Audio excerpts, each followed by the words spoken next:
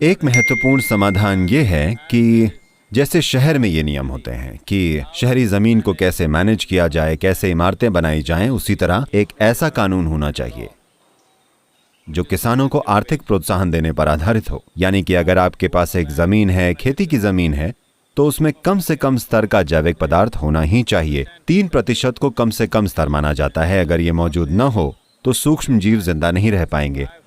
अगर सूक्ष्म जीव जिंदा नहीं रहते तो इस धरती पर जीवन भी जिंदा नहीं रह पाएगा। तो हमें कानूनों की जरूरत है, लेकिन आप सजा देने वाले कानून नहीं बना सकते। ये कानून किसानों को आर्थिक प्रोत्साहन देने पर आधारित होने चाहिए। जो किसान अपने खेतों में जैविक सामग्री को 3% तक बढ़ाते हैं, उन्हें पर्याप्त आर्थिक प्रोत्साहन दिए जाने चाहिए। और फिर इंडस्ट्री और बिजनेस एक कार्बन क्रेडिट सिस्टम पर काम कर सकते हैं, जो आर्थिक प्रोत्साहन का दूसरा स्तर होगा। आर्थिक प्रोत्साहन का तीसरा स्तर यह होगा कि अगर भोजन को समृद्ध जैविक सामग्री वाली मिट्टी में उगाया गया है तो उसे एक ज्यादा ऊंचे स्तर का बाजार मिलेगा।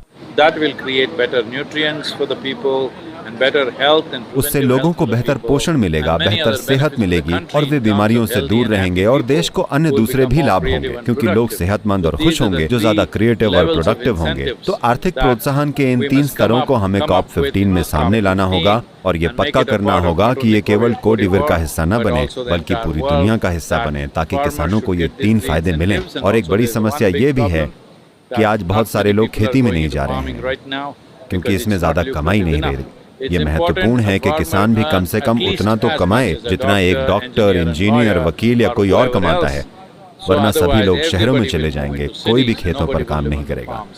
बहुत बहुत महत्वपूर्ण है कि लोग जमीन पर रहें, क्योंकि जमीन ही हमारे जीवन का आधार है।